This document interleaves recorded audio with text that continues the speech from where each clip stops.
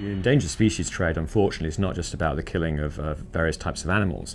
It really is a war, and rangers are killed on a regular basis.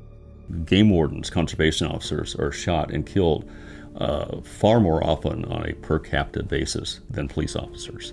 But I got a first-hand sense of that when I went to train African rangers in CSI techniques, and there were 5 rangers, including this young woman who looked like my daughter, far too young to be carrying a gun. They said, "Oh no, she's tough. She's fine." But as we're going through the training, I said, "So what about your safety? How are things going?" They said, "Well, it's pretty dangerous. We lost 10 of us last year." I can give you many stories about men that I know who have been killed in the line of duty. In Cameroon, in Lobeke National Park, a colleague, Achille Zemodo, was killed just last year. He had run into a group of poachers in the middle of the park. They had weapons, and the Cameroonian government wasn't allowing the wildlife guards to carry weapons into the forest. So they proceeded to beat Achille, strip him down, tie him to a tree, and shoot him numerous times before leaving him out in the forest to die. There was an incident in the Okapi Faunal Reserve in Democratic Republic of Congo where armed militias went through the reserve. They shot 6 rangers and their families dead. One time, rangers were gone for arresting poachers, and the poachers, they managed to gather other people, and they captured the rangers and beat almost to death and left. Their hand was broken, their nose were broken and beaten in several parts of their body. So it was so very horrible condition. You look at certain areas like the Virungas, and they've lost in the last 10 years over 100 park rangers. My personal experience in Rwanda when I was doing anti-poaching patrols in the Virunga volcanoes, we lost a 1/3 of our about 40-member force at the time to aggressive activities from either militia members or poachers. It's everywhere.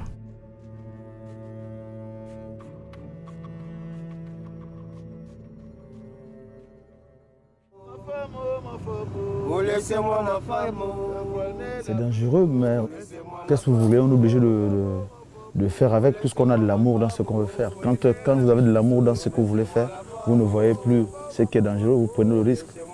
On prend le risque parce qu'on aime le métier. Ça va être très difficile, mais on fait avec parce que c'est un choix. On a prêté serment pour ça.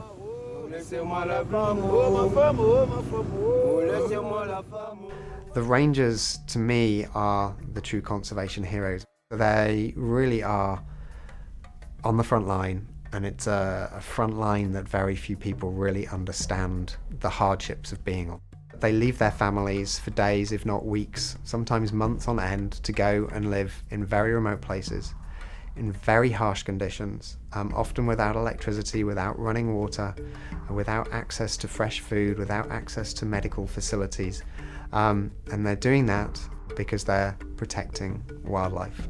Often they don't have the authority to carry a weapon, or maybe there's one weapon between a team of 5 people. But they're going in and trying to intercept and arrest poaching gangs, which can be very heavily armed.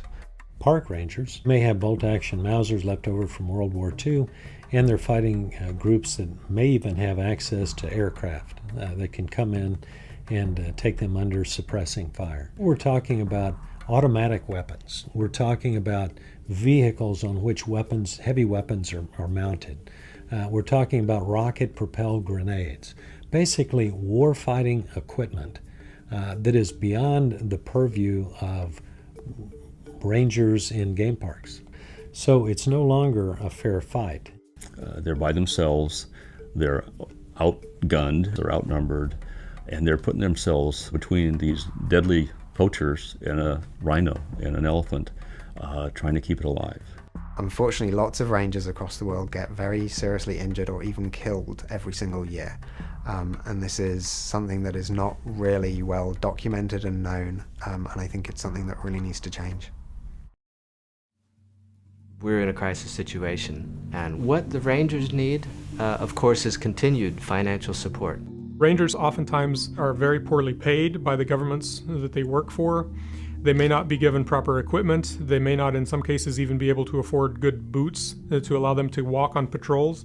And that's where WWF plays such a key role, because the funding that we're able to provide can help supplement Rangers' salaries, to give them good equipment like GPS units, boots, basic uniforms, even meals and first aid equipment.